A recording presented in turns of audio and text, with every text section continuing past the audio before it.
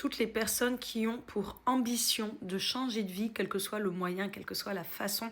J'aimerais faire un petit rappel qui, moi, m'a clairement aidé à concrètement changer de vie. Il y aura une différence entre l'acquis dans les pensées et l'action au quotidien. En fait, le cerveau, il faut savoir qu'il y a des biais cognitifs qui peuvent nous ralentir. En fait, notre cerveau est loin d'être notre meilleur ami, je l'explique souvent. Des fois, tu vas lire un livre de développement personnel, tu auras acquis des choses, tu auras compris des choses. Le cerveau peut totalement se satisfaire de ça. Du moment où tu as intégré un nouvel enseignement, il peut, pour lui, cocher la case, c'est bon, c'est acquis. Chose qui va faire que tu peux lire X livres de développement personnel, écouter 40 podcasts et ne jamais changer dans le concret. En fait, le cerveau va entretenir une espèce de satisfaction d'avoir appris quelque chose. Il ne va pas forcément te pousser à aller dans l'agissement.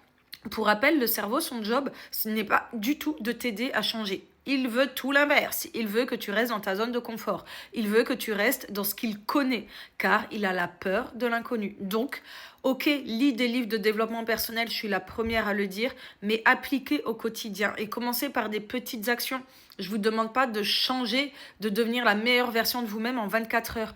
Mais je ne sais pas, dites-vous sur une semaine, ok, cette semaine, je change cette action-là. Ça peut être, je mets mon réveil 10 minutes plus tôt, ou je lis 2 pages avant d'aller me coucher. On ne vous demande pas de lire un roman avant de vous coucher. Je lis 2 pages avant d'aller au lit. Juste ajouter des petites actions petit à petit, et c'est comme ça qu'on intègre le changement petit à petit dans sa vie aussi.